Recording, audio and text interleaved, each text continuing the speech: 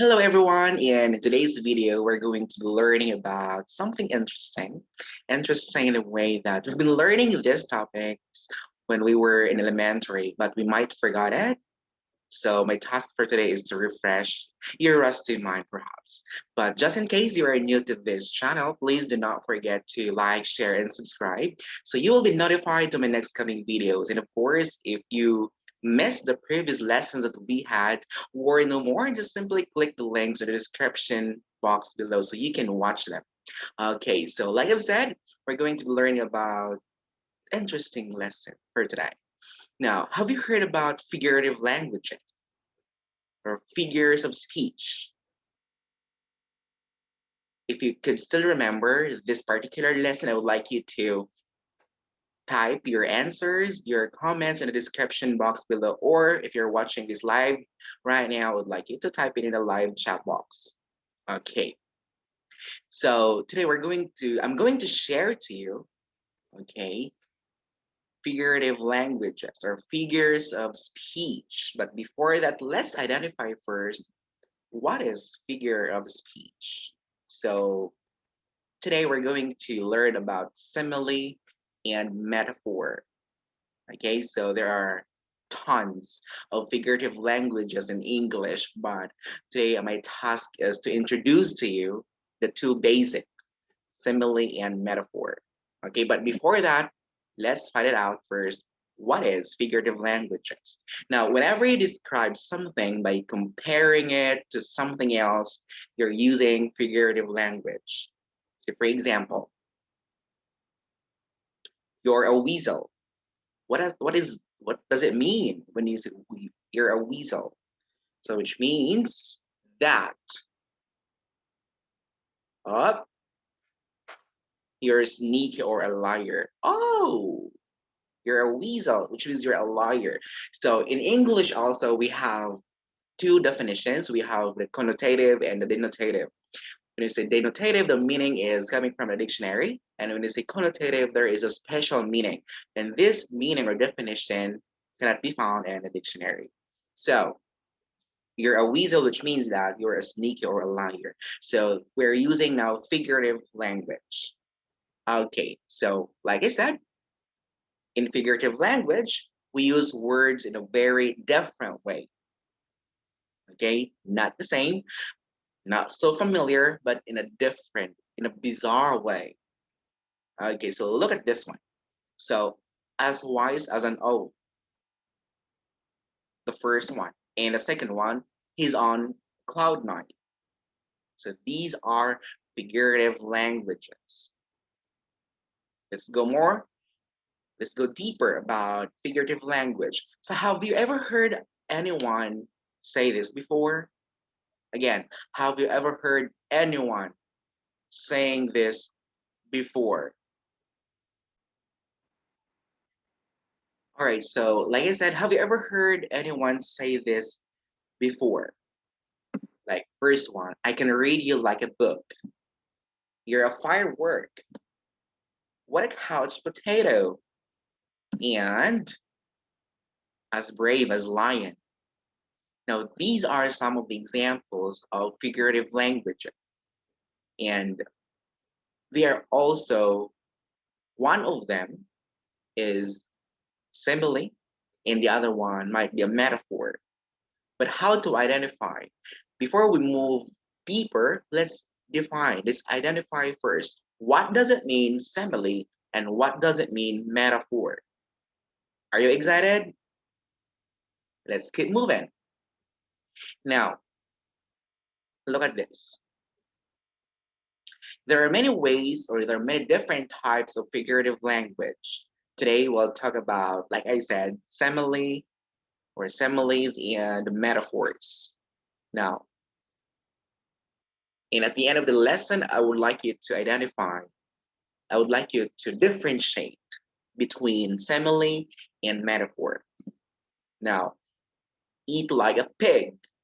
Hmm. And you're an angel. So eat like a pig is an example of simile. Metaphors, you're an angel. You could never be an angel. So what does it mean simile? Now, when we say simile, similes compare two things. Again, two things using the words like or as. Sometimes they make sense, sometimes they can be tricky. Again, simile compares two things with the use of like or as. Okay, so for example, I have been working like a dog. So you're comparing yourself to a dog, two different objects, you and a dog. You're two different. So, and it uses the word like. And the other one, as white as snow. So, as white as snow, as snow. And fight like cats and dogs. Cats and dogs are being compared here, and it uses the word like. And as light as a feather, as light as a feather, as is being used in this particular sentence. So again, simile compares two different objects using the words as or like. That's, let's proceed. Metaphor. What is a metaphor? So metaphors compare two things like simile. Metaphors also compare two things by saying one thing in another thing. But this time, metaphors do not use like or as. Okay? It's very easy if there is a word as or like. Okay, most of the time it is simile. Okay, but sometimes not. So again, metaphors compare two things by saying one thing in another thing. Metaphors do not use like or as. No using of as or like, unlike simile. See, for example, the cat is a shadow. Hmm, the cat here is being compared to a shadow, and it does not use as or like. Next one, my brother is a chicken. Oh, it's too unlikely. Brother compared to a chicken. So two different things, two different objects, and being compared without the use of as or like. The highway was a parking lot.